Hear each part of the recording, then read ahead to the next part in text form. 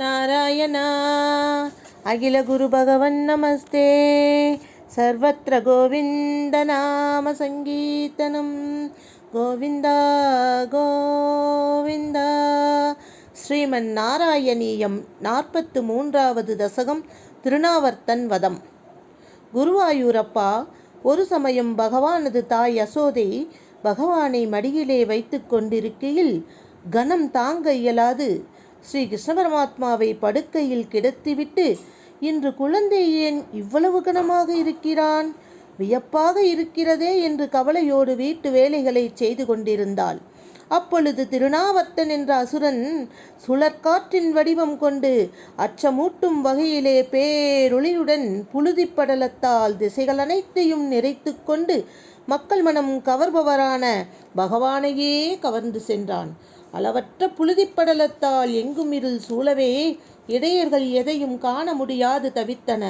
தங்கள் தாய் குழந்தைக்கு என்ன நேர்ந்ததோ என்று அஞ்சி கலங்கி கிருஷ்ண பரமாத்மாவை கிடத்திய இடத்திற்கு ஓடி வந்து தேட, அங்கு ஸ்ரீ கிருஷ்ணரை காணாது யசோதை மிகவும் கதறி அழுதாளாம்.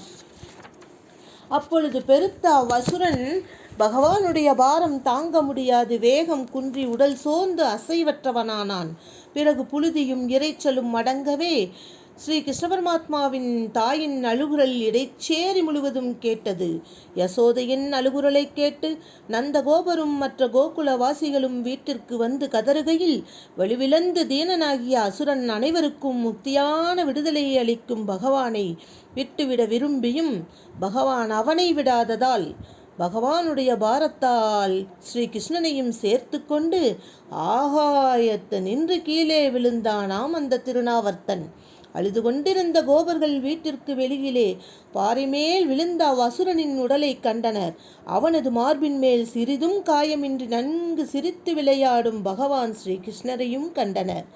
பாறை மேல் விழுந்ததால் சிதைந்து போன கொடியேனான அசுரனின் உயிரற்ற உடலின் மேல் தாமரை போன்ற கைகளால் அடித்து சிரித்து விளையாடி கொண்டிருக்கும் பகவானே ஒரு பெரிய மலைப்பாறையில் நின்று நீல நிற மணியை எடுப்பது போல் இடையர்கள் தூக்கி, எப்படி ஒரு பெரிய மலைப்பாறையிலிருந்து நீல நிற மணியை எடுப்பது போல் கிருஷ்ண பரமாத்மாவை இடையர்கள் தூக்கி எடுத்து கொண்டார்களாம்.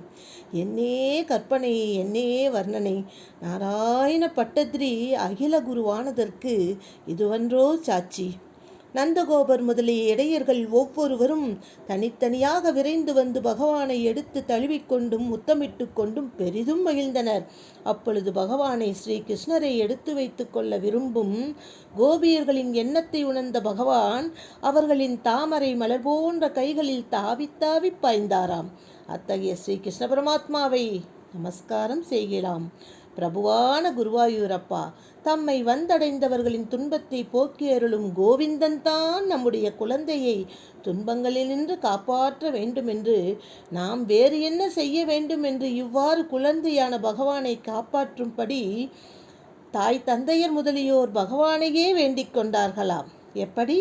பகவானை காப்பாற்றும்படி பகவானையே வேண்டிக் கொண்டார்களாம். பகவானான குருவாயூரப்பா, வாதக்காற்றின் வடிவிலே வந்த அசுரனை இவ்வாறு கொன்றொழிந்த பகவானே, வாதத்தினால் உண்டான எனது நோய்களை ஏன் அளிக்காமல் இருக்கிறீர்கள்? நான் என்னதான் செய்வேன்? குருவாயூரப்பா, எனது நோய்கள் முற்றிலும் தீருமாறு அருள் புரிய வேண்டும் என்று மீண்டும் மீண்டும் வேண்டி கேட்டுக்கொள்வதாக நாராயண பட்டத்ரி விரும்பி கேட்டுக்கொண்டு இந்த அழகான தசகத்தை முடிக்கின்றார். ராதே கிருஷ்ணா.